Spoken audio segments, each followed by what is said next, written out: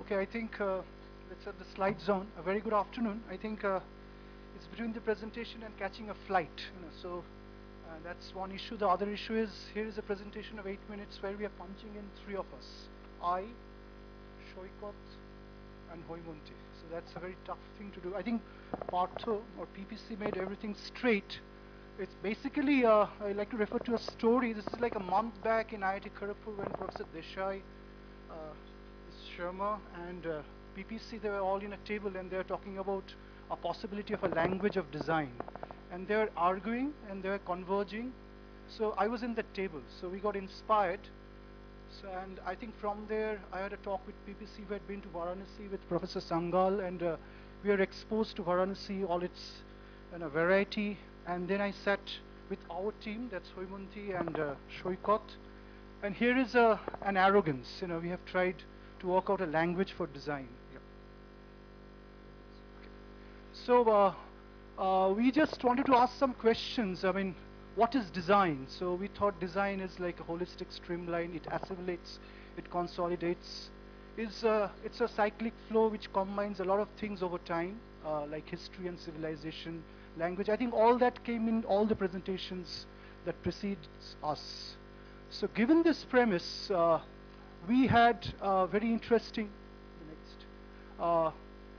setup. We proposed a diagram and we asked some basic question. Is there a language of design? Where is that language? Is it there at the deeper layer or is it at the surface?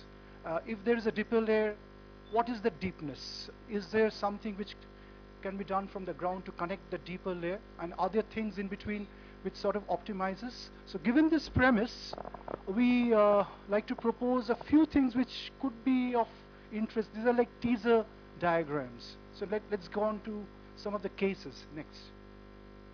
So here are some icons to build forms to technology which comes from different layers of history. The basic questions are there points of convergence or is it all divergent? There is no common language of design. So let's have a look at them.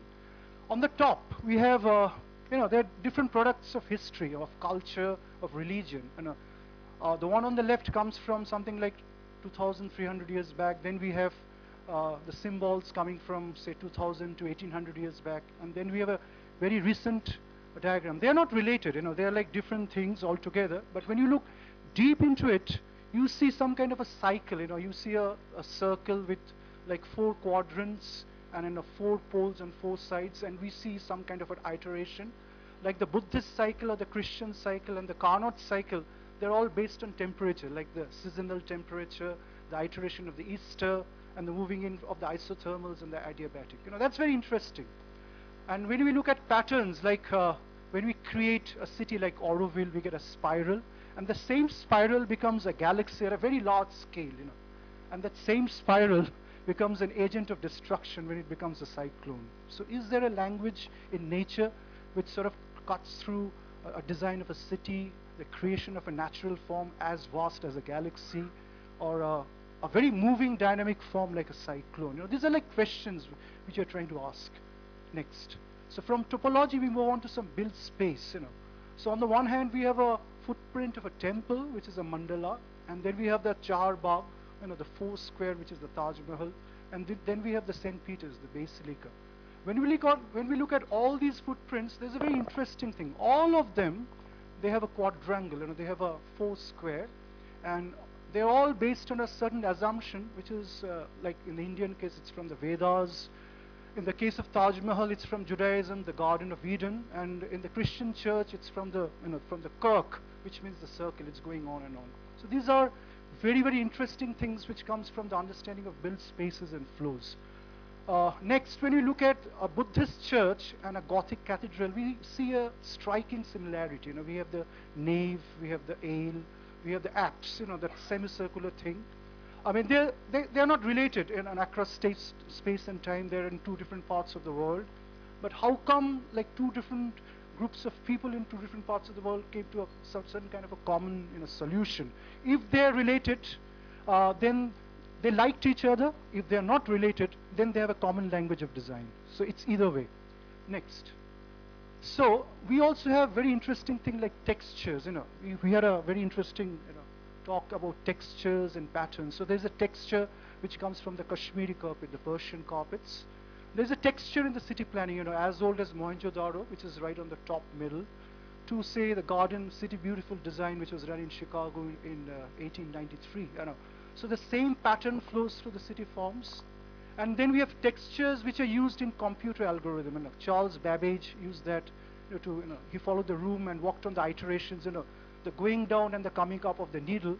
So the texture runs between the weaving, which is loom, and then to a city, and finally computer algorithm. So these are very interesting questions we can raise. So given this, we have just gone a little ahead, and we wanted to have a very interesting look at a city, and we are largely exposed to that in our visit to IIT BHU just a week back. And we decided to have an exploration of the city. It's over to Halmanti. She'll share a few important things on what could be done from sacred geometry to the footprint of the city itself. Yes.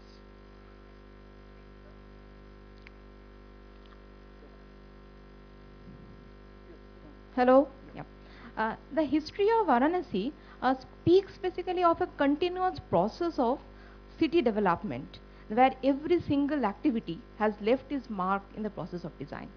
Now, here the Ghatian philosophy of place, folk, and work have got a new dimension by the grafting of a cosmic phenomena on a terrestrial plane. Like if we see the profile, the crescent that is formed, the sacred crescent that is formed, probably reminds us of a pattern which is formed of the 12 Adityas or the 12 sun. But this is not an isolated phenomena. Probably we see the same thing being repeated from Judea to Babylon, as we can see here the sacred crescent being marked there also.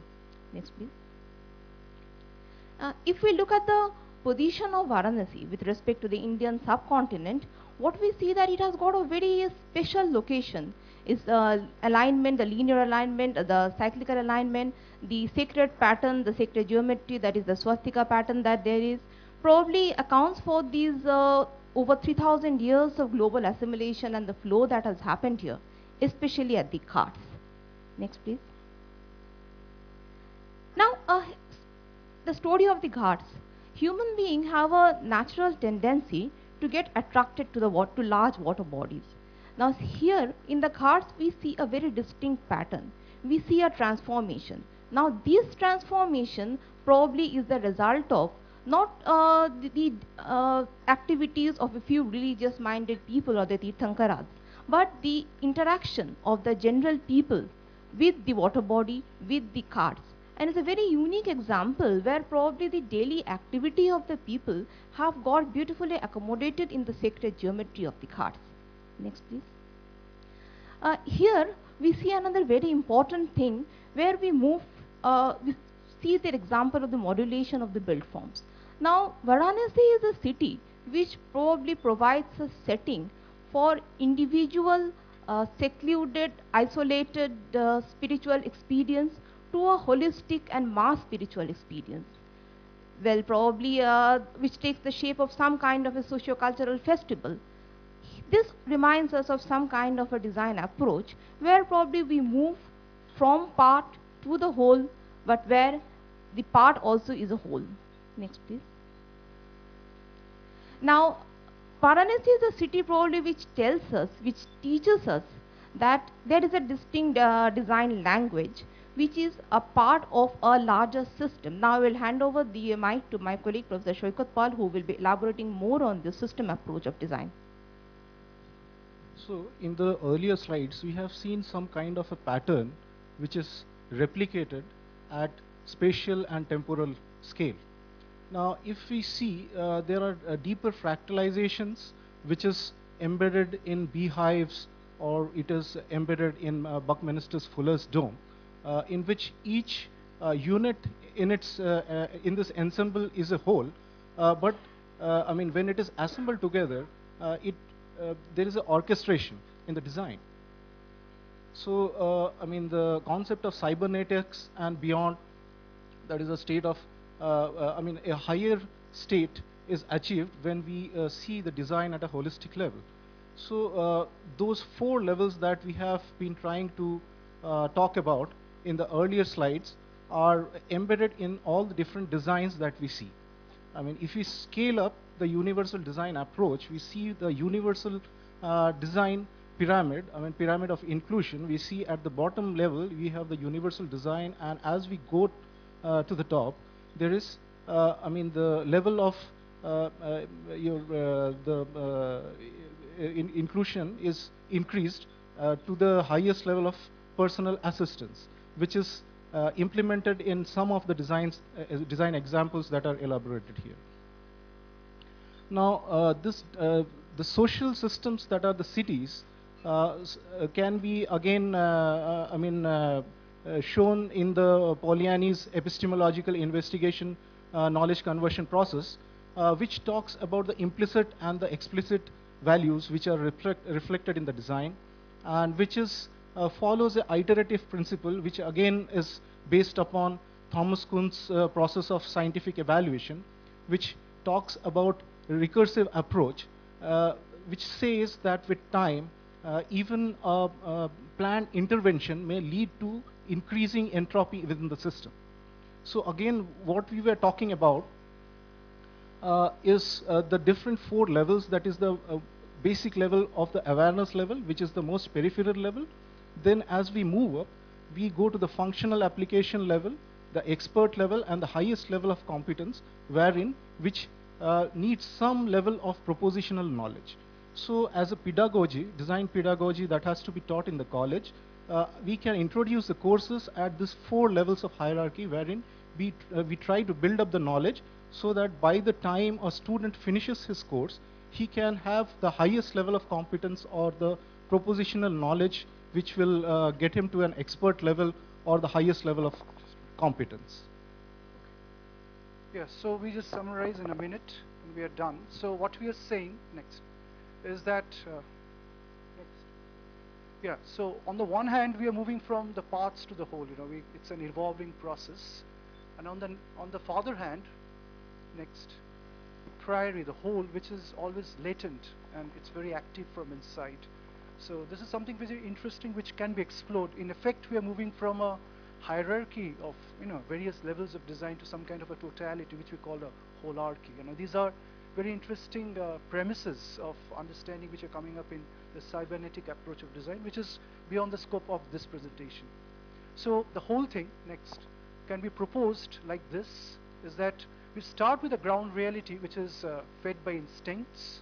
Then we move on to logic and reason, which is optimization. And if someone gets really creative from there, he moves on to the level of inspiration, which is based on imaginations, the variations, the various paintings in the mental scape of creation. And from there is a possibility he or she reaches a meta state, which is the seed, which is right at the top. So in effect, we are defining the episteme and the ontological foundations of our inter-systems approach of design. So on the one hand, we are centrifugal, we are optimizing. On the other hand, we are centripetal, we are becoming creative. So these are some of the possible answers that we like to have. Yeah. Thank you. Well, thanks a lot, Joy. And to be able to convert some of these more abstract taxonomies into projects for students and faculty community, a couple of projects that we're thinking on working on through a consortium of IITs, SPAs, NIDs, and therefore opening out to everybody else who's around the table. One is Varanasi, which looks at a spatial site and then builds it up. And the other one could probably be Ajanta, and Shilpa's got a proposal on that. And just to break too much of textuality right now, I suggest we have